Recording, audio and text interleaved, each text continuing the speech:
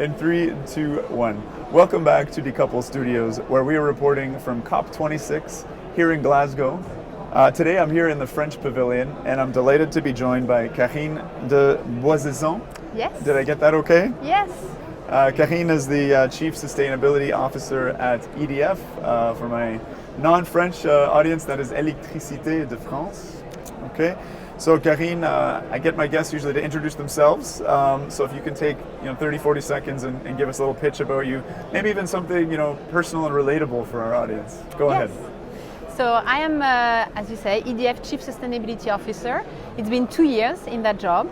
I'm actually a finance person, which is a bit unusual, and I think it's good because if we want to succeed, I do believe that we have to have a very different kind of people that actually talk the same language, and we need finance to help to get decarbonization, right? Yeah. So I hope that I can bring that to the table in that job.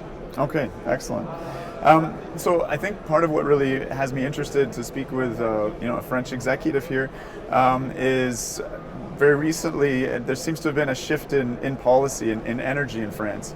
And the context is this, worldwide really, but also very European energy crisis. Some countries are more insulated perhaps from it than others, depending on historic energy choices. And France has a very large nuclear fleet. So I was curious, there has been talk in the past about reducing France's share of nuclear electricity from 75% to 50%. Yes. So I want to understand a little bit the rationale behind that. It seems very arbitrary. And why now Macron is now talking in much more bold terms about nuclear. So kind of a two-part question there, but tell me about the plans kind of for a phase-out and maybe how that's reversed. Yeah, I think it's interesting because we are, of course, very proud and happy to be part of the decarbonization of Europe thanks to our nuclear fleet, which basically saves so much gigaton of CO2 over the last 50 years, right? But the reality is that at the time when the nuclear fleet was developed in France, nobody was thinking about climate, let's be honest, right? Yeah. So of course we take the credit now, but it was much more about sovereign independence, security of supply. It was the oil crisis at the time. Yeah. And I think what you mentioned is actually quite interesting, is that we are back into an energy crisis. Right. And this has clearly put a lot of pressure on government to think, well, do I really want to depend on fossil fuel coming from foreigners? Yeah. And I think that really helps putting back, on a political standpoint, the debate about nuclear. Right. And I think the link to that is what we call the just transition, is how do you make sure that when you transition, you get benefit for people. And nuclear in France, it's obvious, that creates a lot of jobs. We have 220,000 people involved in this industry. They are decent jobs, qualified jobs, and they are local jobs. Yeah. And I think when you think about what happened with COVID, all of a sudden we realized that 80% of our painkiller were in China, right? And there are so many issues now of people thinking, hey, I need to have strategic investment in my country, or at least in Europe. Yeah. And that also helped, I think, our politicians to be less, I would say, shy to talk about nuclear. Now, what happened in terms of the reduction, that clearly is a political compromise, okay? So with whom? When the socialist government was elected in 2012, there was a very strong desire to get the Green Party on the table as well. Okay. So there was a compromise that was being done to say we need to reduce the share of nuclear and we need to increase the share of renewable. Right. I think, of course, from a pure CO2 standpoint, it doesn't really change anything, right? But I think it was much more a vision that all our fleet, and that's true, is built on the same technology. Right. And we cannot have a cliff of decommissioning, right? So we need to phase out. And at the time, people were not talking so much about super high growth in demand. Right. Because I don't think people realize, for example, what will be the impact of moving your thermal vehicle to EV, for example, right? And so a lot of the modeling that was done was very stable consumption. So we were not talking as much about new nuclear. So eventually the idea was to say, if we had a blank sheet of paper in France, we would have done, was it really smart to do 75% nuclear? Because if something happened, because it's the same technology, then maybe you are more at risk than to have a bit more diversification, okay? So that's the way we created this view of decreasing nuclear and increasing renewables, okay? Now, of course, with the new modeling that is being done, everybody expects a huge increase in electricity consumption because you need to decarbonize the rest of the industry. You need to decarbonize transport. Transport is 31% of CO2 emission in France. Even though I've heard that 51% or maybe 55% of your rail network is electrified. Yes. And with CO2 free. This one is already very good, mostly. you're right. Yeah. But in the 31% of transport. Heating, not to interrupt, but heating as well, I understand in France. I mean, and it creates these very bizarre load profiles. Yes. But there's a lot of electric heating. A lot of electric so heating. There's kind of decarbonization that's extended across. Yes, you know, but there's still a lot to be done because, course, you know, for example, in the 31% of the transport, 75% is individual cars. Yes, yeah. So you still have a lot of things to do, right? Yeah. So that's why I think today this is the reason why our government has become much more positive around nuclear and new nuclear, Right. to make sure that indeed we are making the commitment to the Paris Agreement Right. with all the decarbonization we can do in other sectors. Right. And I think another important situation in France, which might not be only France by the way, is the issue of acceptability of Right. renewables. Right. We are struggling, to be honest, to install some of the capacity we're supposed to do. Right. Because everybody, when you do the survey, they say they want renewable, but when it's just Not in my behind their, backyard, yeah. exactly, not Yeah. in my backyard. And so, for example, offshore wind, although we have one of the best wind resources, there is no single wind offshore in France. Yeah. It's been 10 years we've been developing. Yeah. In the rest of Europe, there is 5,000 wind farms, offshore wind farms. Right, right. So we really need to be also realistic that we are not going fast enough in terms of deploying renewables, and in that case, nuclear becomes even more important. Right. Specifically because the storage is not there yet Yeah. to make the renewable base load, right? Right. So you need base load, low carbon, competitive, and nuclear fits the bill. So, you know, there's an award here at COP, it's, I think given out by an environmentalist organization. It's called the Climate Fossil Country. Yes. And I know several years ago France was listed amongst those on that list of disgrace, and this year I saw second place on one day of the week. It's interesting, I think, that criticism, given that France has got one of the lowest carbon grids Yes. in Europe. You know, that there's a lot of decarbonization progress in transport and, Yes. and heating. But I am curious, I mean, this is a very minimalist aesthetic that France has gone for in their pavilion. We actually met over at the Russian pavilion. Yeah. They're very proud of their nuclear program. I think they have way less in their country than you guys do, or less of a percentage. They obviously export a lot. Yes. But I'm curious, you know, why that isn't a greater part of, you know, bragging about the radiance of France, Yes. like here or in general. I mean, you were there making a presentation, but it seems like a missed opportunity to really be proud of what's been accomplished Yes. so far. I think one of the issues that we've been facing, in my view, is that we've been taking for granted for so long that nuclear was part of our, industrial benefit in terms of competitiveness of our industry, about the engineering schools, you know, the best engineering school that we have, and a lot of these very smart young people come to work at EDF or other part of the nuclear chain. And so, to a certain extent, we've been a bit, I think, arrogant and sleepy and shy at some stage, because whether it was a right-wing or left-wing government, nobody really challenged this fact. You know, everybody sees EDF as its own company because it's a public-owned company, right? And I think the shock really happened at that time when, in 2012, we came with this law about reducing the share of nuclear. And then I think another thing that happened also, of course, is the issue, as I said this morning with the Russian pavilion, is education. When you think that 80% of these young people believe that what you see, the smoke, is pollution, is CO2, this is the problem, right? So that we need to invest in education so that actually people really understand that nuclear is beneficial to climate.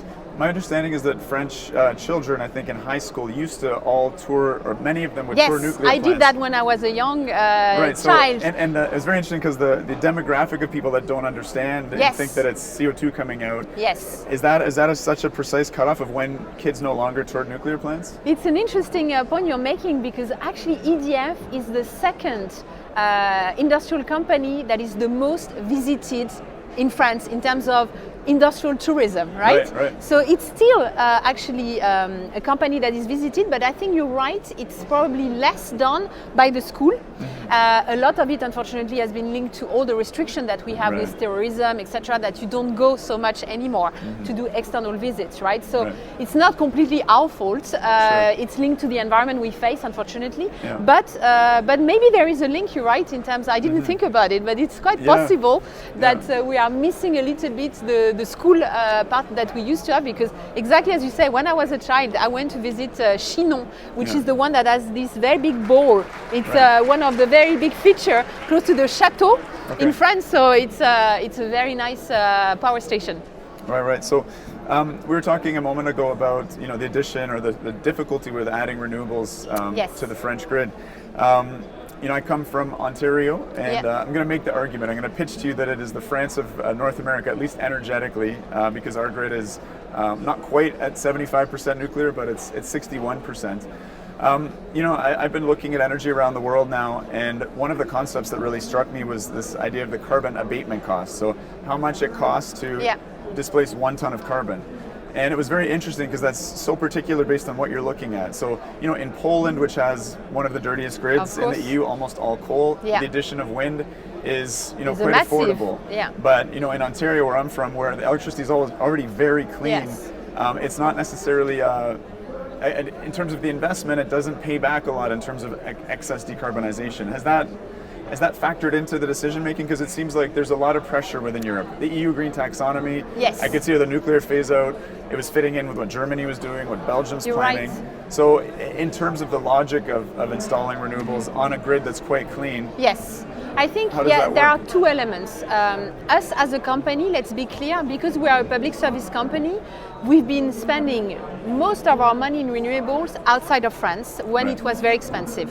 Because let's remember, we started the solar, it was maybe 500 or 600 euro per megawatt hour. Right. Today, we are winning bids in Chile at $12 or $14, right? Even in France, it's gone down massively. And so we really started to invest in renewable in North America, in South America, in Asia, and now we are starting to do much more in France because it's very competitive. And because we really think, that, as you mentioned, that the best use of money has to be to the one that truly make a difference, right? And for us, it was extending the life of our nuclear assets. So if you look at our capex plan, it's about 15 billion per annum, which is one of the biggest actually capex of most of the industrial company in France, or actually even in Europe. I think probably 4 billion will be the maintenance of our existing nuclear fleet. Then you have probably 2 to 3 billion in new nuclear, and then 3 billion for the grid. And so the renewable is about 2 billion. So you can see that most of our investment today in France is still dedicated to the nuclear assets. Yet, we are investing in renewables, but we are divesting as well, because we think it's an easier way to recycle capital. While in nuclear, EDF has to be for the long run. Construction is long, as you know, that's a big differentiator. And as an operator as well, people want us as someone who is operating the plant, right? In renewables, you can find much more different operators. So you can be the very good person to identify the land, to do the permitting, but then when it's up and running, you can sell it to someone who can operate it, because let's face it, it's easier to operate than the nuclear station. Okay. So, I was explaining this kind of the France of North America in terms of energy mix. In the early 2000s, we embarked on what I'll call the Germanification of Ontario. Our leaders were inspired by the Energiewende, brought some experts over, and we did a pretty enormous build-out of renewables. We locked ourselves into some very disadvantageous contracts. And so it's estimated that we've overspent about 50 billion on this renewable build-out, which again on our grid, which is essentially decarbonized, didn't add value in terms of decarbonization. And it paradoxically actually led to us burning more gas, because at first we gave wind and solar first access to the grid. Yes. And because we had a lot of nuclear, we'd shut down a nuclear plant when that surge of wind happened, but the wind would die off in a few hours. Yeah.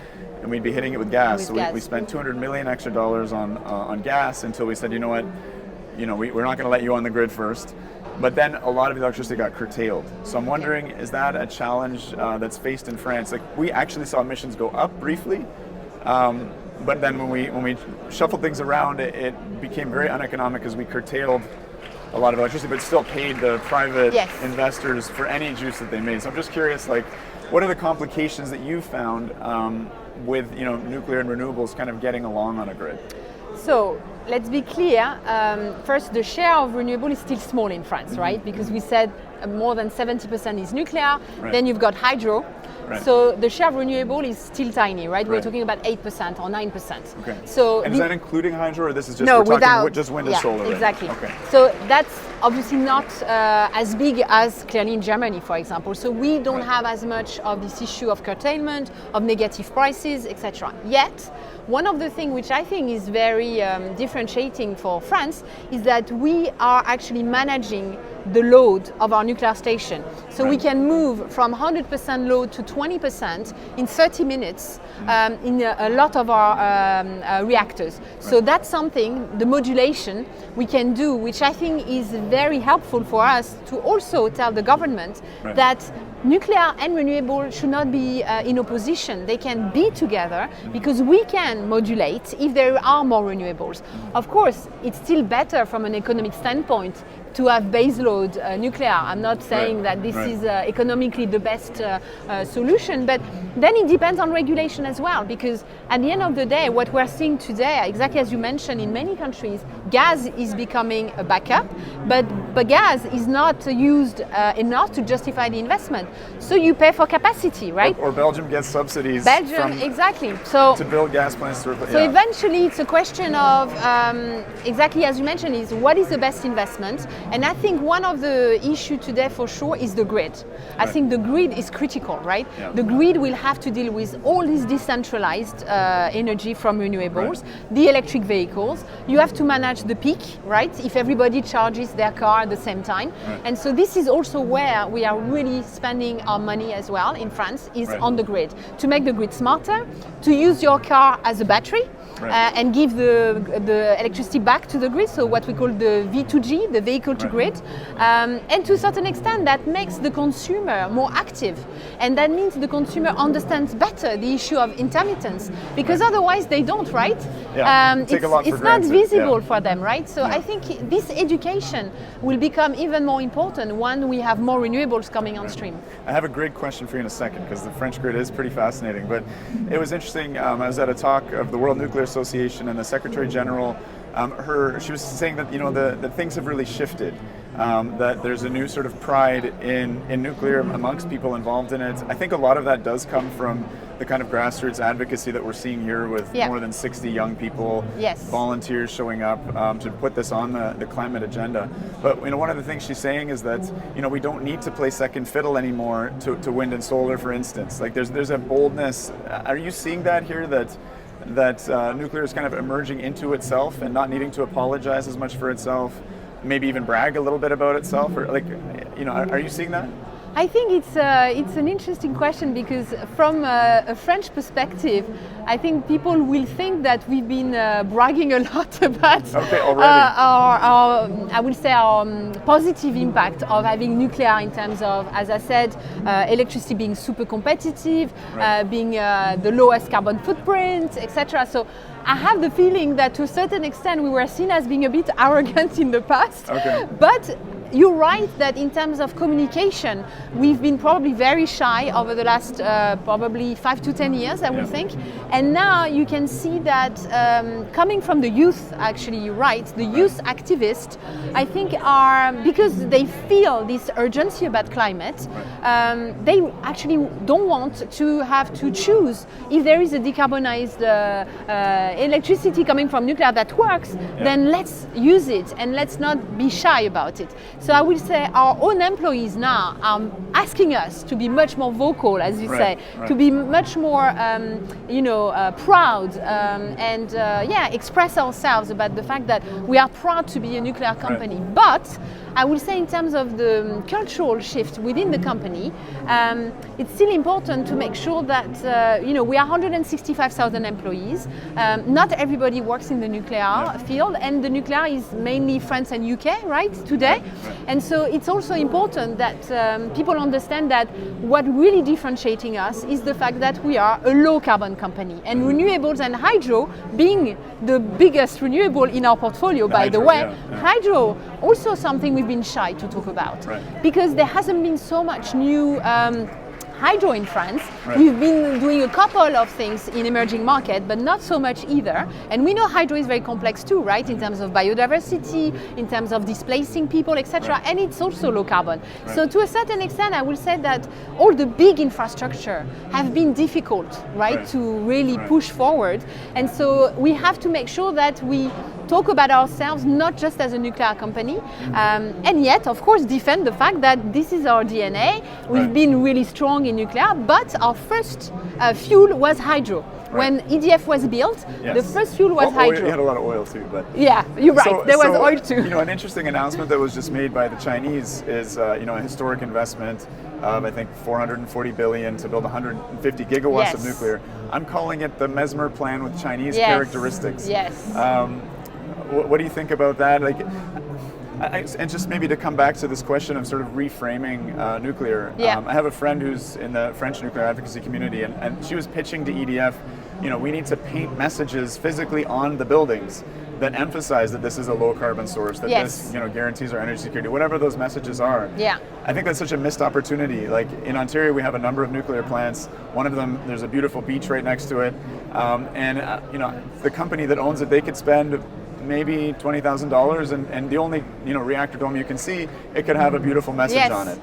You're right. Is there? We are. It's if educating the youth is so important, and I understand there's nuclear plants, 54 all over France, right? So they're visible to some people, even though they don't take much space. You're right. Actually, it's quite interesting what you're mentioning, because we've been doing a lot of street art jobs, mainly on our gas station, and also on our hydro dams. On the hydro dams, we are starting to do some designing and images, etc. We have a couple of things that we want to do as well on the nuclear station, but it's true that I think there's been this vision that this is an industrial asset. It has to be, it can't be artistic or beautiful, right? And I think this is something that is probably an interesting angle to make it, I would say, part of the landscape, as you said, but still attractive. So, but we haven't done a lot of work yet, I think, on the nuclear station. I'll put that person in touch with you. Perfect. Some leadership at the EDF. Yes. I guess a closing question, and this is a peculiarity of the French grid because of the heating. Yes. You have all your reactors going full bore in the cold days of winter, but the average capacity factor of the fleet is quite low. And there's a lot of talk about making hydrogen with wind and solar energy kind of intermittently with hydrolyzers. It seems like if France could improve the capacity factor and run not shut them down on the weekends, but make hydrogen, if that's all the rage now anyway, it seems to be. Is that something that's technically possible, or an angle that EDF is looking at? Yes. Because it seems like there's a lot of unused potential. We know nuclear is great, running it all the time. Of course. As much as you can. So is there plans for EDF to invest in these hydrolyzers for nuclear plants? Yes, we are actually, and the first project will be in the UK. We have this project called Sizewell C, which will be our second nuclear power plant in the UK. We are crossing fingers that the financing will happen, of course. It really is linked to the regulation that we're discussing with the UK government. It will be, regulated asset-based model, right? Huge. And so we have basically position the project with an energy hub where we can use the heat and then have a hydrogen hub close to it. So this is really what we think can be done. And same for the small modular reactors. Exactly the same model, to have energy hub and use hydrogen as well. Right. And so just to, I guess, close, again, François Macron, this video that I think he posted it on his Twitter, I'm not sure what it's called, the innovation of France, or the radiance of France. It was very techno-optimist, very Yes. innovation-focused, taking pride in everything France has done, and even in some of the things that didn't go perfectly, like the Concorde, for instance. But Yes. still, like this, there was a real sense of pride there, and it reminds me of a phrase I heard in relation to French nuclear, which is, in France, we do not have oil, but we have ideas. Right? Yeah.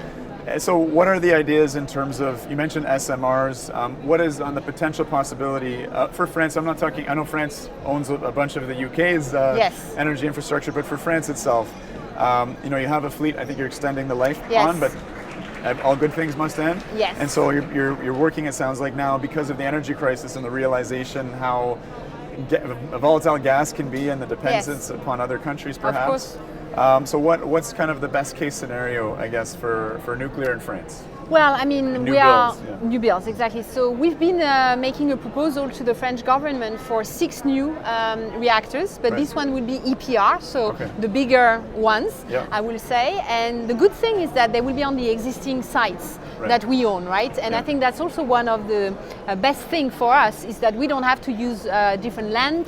Yeah. It's very dense, right? As Right. we know, the energy density of nuclear, which is also a benefit. So that's our proposal, and we have very strong backup from the local communities, which Yeah. is also very important because we mentioned the not in my backyard effect. So Right. you need to have the backing of the local communities around the nuclear station, and because they already know the sites for 40 years, for some of them, having a new reactor on an existing site Right. is not something that is very, I would say, complicated compared to doing something completely new, right? So we are waiting for the government to give us the green light. We are hoping, I will say by the end of next year, I think, Yeah. that we get the green light. And in parallel, we are developing the SMR. Right. It's called Neward. Okay. Our technology, it's 170 megawatts. We put them 2, so 340. Right. The objective, to be honest, is really for export market Right. because we think it will be ideal for the coal stations that are closing in many countries. I think there is about 3,000 coal stations that have to be decommissioned by 2050, right? So we think there's a huge potential, but probably makes sense to have at least one in France to show it, right? Yeah. That it's working, etc. So that's the objective by 2030 to be very close to having an SMR up and running. I know the Canadians are very We're fast. hot on your heels, I guess. You yeah. are very Or maybe fast, we're a little but anyway, our objective is to have a very good product as well. Right. Maybe the European SMR actually could be a French one. That's what we're hoping to Right. be. And I think, as you mentioned, in terms of innovation, it's true that our president is very keen to show that we have ideas, we have lots of brain power, and it has to be used specifically for the youth people, that they can find interest in France and not go to the US or whatever to do the research, to make more money, and so they have to stay here. So he's been really vocal about keeping talent in our country, right? Yeah. And innovation has been at the forefront of his agenda for a long time now. Right. I think one of the backlash, to be honest, that gets sometimes is to say, technology will not save us all, right? So there is also an issue about how do you change the behavior if we want to be at the rendezvous of the Paris Agreement. We need also to be more sober in terms of energy consumption. So we need to get the fossil fuel out, but we also need to be more sober because there is an issue of extraction of resources. And it's the case for renewables, it's the case for nuclear as well. So we have to have a bit of balance between all innovation, new technology, and change in our behavior. Right. So, Carine, another issue that's come up recently with this energy crisis is whether France is being rewarded for this historic investment in a stable source of energy that's independent. Yeah. As we've seen natural gas prices become very, very volatile. I was looking at Electricity Map, which shows kind of moment-to-moment production. How clean the grid is and who's exporting to who. And you see, France is always green. It was green, and then it's all the arrows are leaving France right now, particularly Yes. now, because I think the price of electricity is huge. We're seeing Yes. countries like Germany, despite that very high carbon pricing, Yes. burning coal instead of gas. Because even with the addition of the €150 per ton, I'm not sure if I got the number right there, it's becoming cheaper than gas. So Yes. I know that with deregulation, we were talking a little bit about how in the UK they're changing their regulated model, asset. yes. I'm blanking on the thing, Regulated but the asset-based model, back yeah. to a model that's really what we saw during those fast build-outs. Yes. Around the world, and so the market became deregulated. help me understand this. I think the EDF has to sell a certain amount of its electricity to other traders to create this Yes. competitive market, but is France being rewarded for that historic investment? Are the French people seeing much lower electricity prices as a result, or how does this work within the EU? Yes, it's a bit of both, I will say, for France. We have regulated tariffs that are protecting our clients. So if you look at the energy crisis that we've seen, for example, the Spanish clients, they get the spot price directly, right? So they've seen this 300% increase all of a sudden, and that's creating a massive political trauma, right? Yes. In France, that hasn't been the case. So prices for regulated customers, which is a lot of people, most of the retail clients, they have not seen any change in their bills, and the next move they will see will be in January or February 2022. By then we will see, of course, where the gas prices are, but even if we were still high, the government is going to change the fiscal policy to make it very small in terms of electricity price increase. We're talking about between 2 and 4%. It's still high, right? But compared to what happened in other European countries, it's been quite muted. Having said that, yes, you're right to the point that there's been a very big discussion over the last couple of years because of this volatility to say, why would the French people pay for the volatility of gas prices if we've invested so much in nuclear, right? And hydro. Yes. Which makes us cheaper baseload, right? And so a lot of the ministers, including our finance ministers, are now putting that back on the table, saying we need to change the regulation. So I think we will see, because as you know, European Union, you need to have everybody agree, right? So it's not easy, it's highly political, and we know that the northern part of Europe doesn't want to change the market rules, right?